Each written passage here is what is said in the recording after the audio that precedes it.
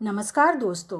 क्षितिज पाठ्य पुस्तक के अंतर्गत आज हम पढ़ेंगे रामवृक्ष बेनीपुरी द्वारा रचित पाठ बाल गोविंद भगत।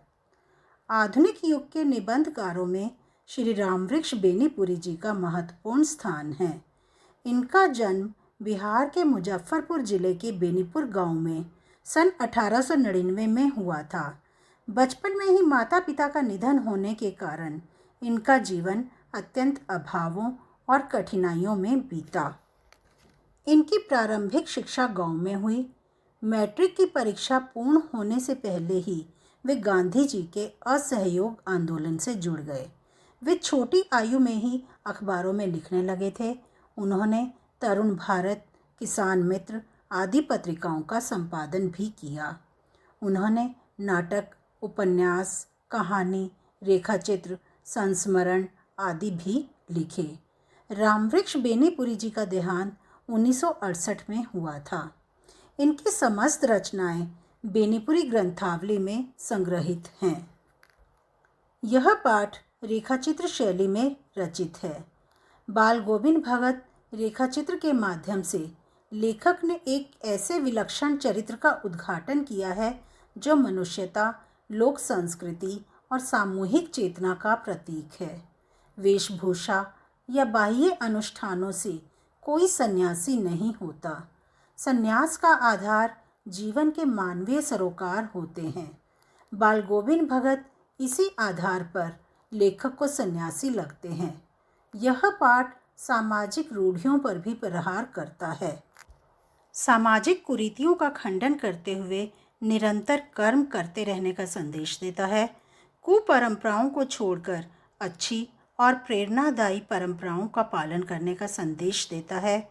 इस पाठ में ग्रामीण जीवन की सजीव झांकी के भी दर्शन हो जाते हैं। बाल गोविंद भगत मंझोले कद के गोरे चिट्टे आदमी थे। उनकी उम्र 60 से ऊपर ही थी। बाल सफ़ेद हो गए थे। वे लंबी दाढ़ी या लंबे लंबे बालों की जटाएं नहीं रखते थे, परंतु उनका चेहरा हमेशा सफ़ेद बालों से जगमगाता रहता था, चमकता रहता था। वे कपड़ों के नाम पर कमर में मात्र एक लंगोटी और सिर में कबीर पंथियों की जैसी कनफटी टोपी पहनते थे। सर्दियों में एक काली कमली ओढ़ लेते थे। उनके मस्तक पर हमेशा रामानंदी चंदन चमकता रहता था, जो नाक के एक छोर से ही शुरू होता था, और गले में तुलसी की जड़ों की एक बेडोल माला बांधे रहते थे। बाल गोविंद भगत गृहस्थी वाले थे। उनके परिवार में एक पुत्र तथा पुत्रवधू भी थी और भगत जी खेती बाड़ी करते थे। उनके पास अपना एक साफ सुथरा मकान भी था। अपना खेत और परिवार होने पर भी बाल गोविंद भगत एक साधु थे, क्योंकि साधु की सभी परिभाषाओं पे वे खरे उतरते थे। वे कबीर जी को अपना साहब मानते थे। उन्हीं के गीतों को गाते और उन्हीं के आदेशों पर चलते थे। वे कभी भी झूठ नहीं बोलते थे, शुद्ध और सच्चा व्यवहार रखते थे।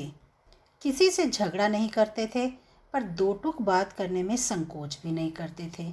किसी की चीज़ को हाथ नहीं लगाते थे और ना ही किसी की चीज़ को बिना पूछे प्रयोग में लाते थे। कभी कभी लोगों को इनके व्यवहार पर आश्चर्य होता। वे कभी दूसरे के खेत में शौच के लिए भी नहीं बैठते थे। वे गृहस्थ होते हुए भी अपनी सारी चीज़ें साहब जी अर्थात कबीर जी की ही देन मानते थे।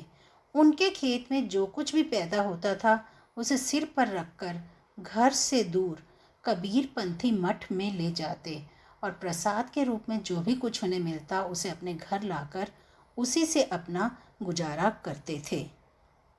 लेखक सदा ही उनके द्वारा गाए कबीर जी के सीधे साधे पद सुना करते थे और उन पर मुग्ध हो जाते थे।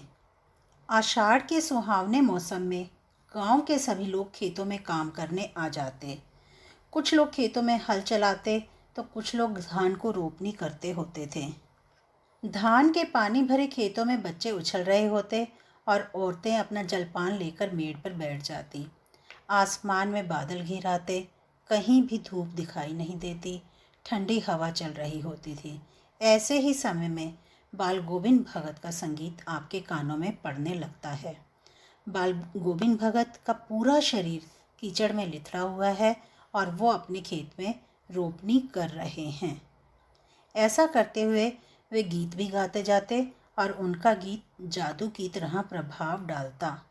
बच्चे झूमने लगते, औरतों के होठ कांप जाते, वे गुनगुनाने लगती, हलवाहों के पैर ताल से उठने लगते, रोपनी करने वालों की अंगुलियां एक अजीब क्रम से चलने लगती।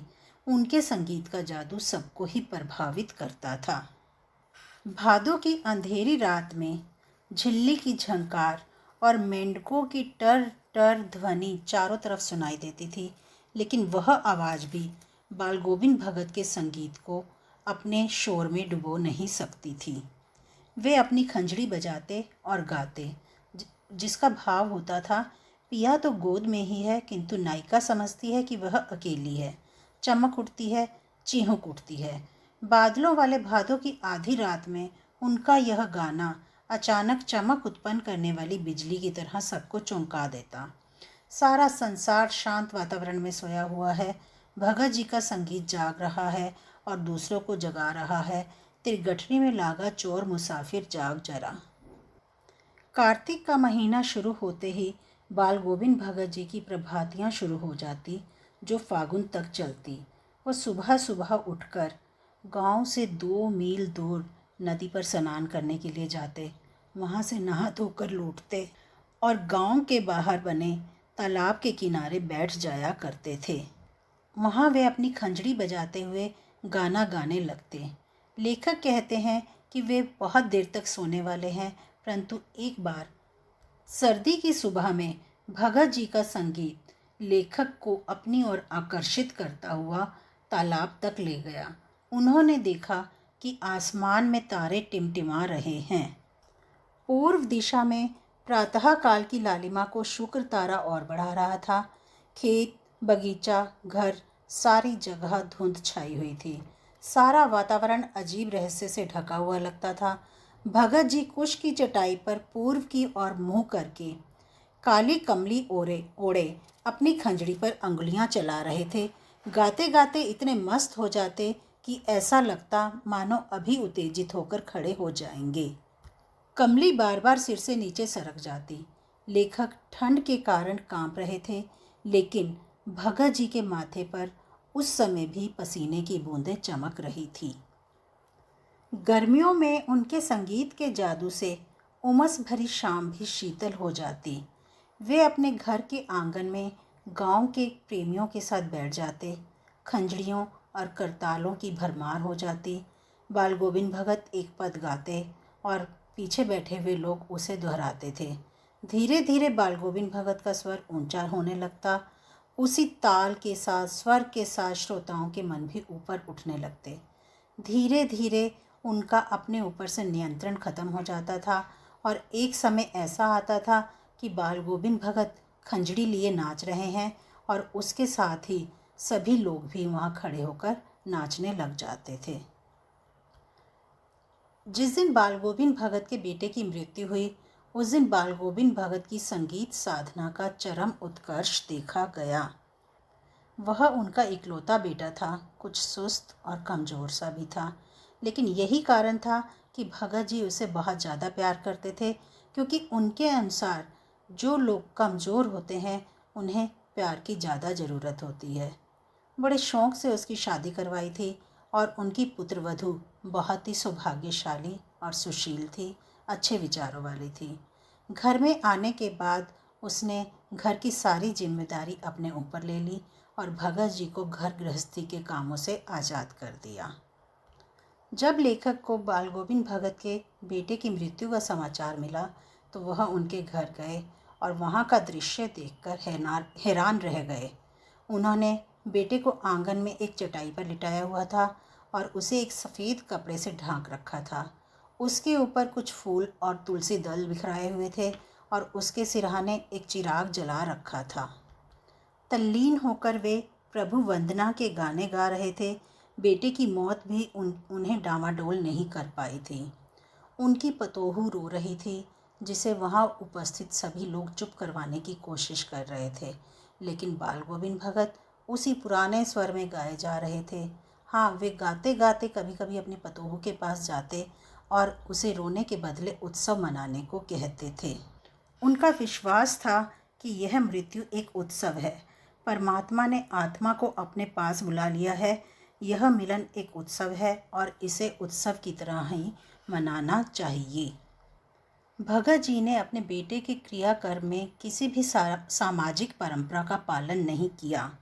हमारे समाज में ऐसा माना जाता है कि मृतक को आग देने का अधिकार किसी पुरुष को होता है, परंतु बाल गोविंद भगत ने इन मान्यताओं को ना मानते हुए अपनी पतोहू से चिता को आग दिलवाई। इससे पता चलता है कि वे पुरानी परंपराओं का, जो हमारे लिए उचित नहीं है, उनका खंडन करते थे। और इसके बाद उन्होंने अपने पुत्रवधू के भाई को बुलाकर उन्हें आदेश दिया कि इसका पुनर्विवाह करवा देना, क्योंकि वे जानते थे कि उनकी पतोहू अभी युवती है। उसकी उम्र अभी इतनी ज़्यादा नहीं हुई है कि उसकी सारी इच्छाओं को मारा जाए। वे उसका सुखी जीवन देखना चाहते थे, वे उससे प्रेम करते थे। यद्यपि उनकी पतोहू चाहती थी कि वह अपने पति के घर रहकर अपने बूढ़े ससुर की सेवा करे, क्योंकि वो जानती थी कि उसके जाने के बाद बाल गोविंद भगत अकेले रह जाएंगे। यदि वे बीमार पड़ेंगे तो कोई भी उनके लिए खाना बनाने वाला या उन्हें पानी देने वाला नहीं होगा। लेकिन भगत जी ने अपना निर्णय उसे सुना दिया कि यदि तू इस घर को छोड़कर नहीं जाएगी तो मैं चला जाऊंगा। बाल गोविंद भगत की मौत उन्हीं के अनुरूप हुई, अर्थात जैसा जीवन उन्होंने जिया था, मरते वक्त भी वो अपनी उसी दिनचर्या का पालन करते रहे। वे प्रत्येक वर्ष गंगा स्नान करने के लिए जाते थे। करीब 30 कोस पर गंगा थी और वे पैदल जाते थे। घर से ही खाकर जाते थे और वापस घर आकर ही खाते थे। केवल पानी बाहर पीते थे। 4-5 दिन आने जाने में लगते, परंतु फिर भी उनकी वही मस्ती। इस बार जब वे गंगा स्नान से लौटे तो उनकी तबीयत कुछ ठीक नहीं थी। खाने पीने के बाद भी उन्हें थोड़ा सा बुखार आने लगा, किंतु उन्होंने अपने व्रत, नियम, स्नान, ध्यान की जो क्रिया निश्चित की थी उसे निभाते रहे। लोगों ने उन्हें काम करने से मना किया, आराम करने को कहा, परंतु वे उन सब की बातों को हंसकर टाल देते रहे। उस दिन भी उन्होंने शाम के समय मस्ती भरे गीत गाए और सुबह जब लोगों ने उनके गीत नहीं सुने तो उन्होंने जाकर देखा और उन्हें पता लगा कि बाल गोविंद भगत अब नहीं रहे।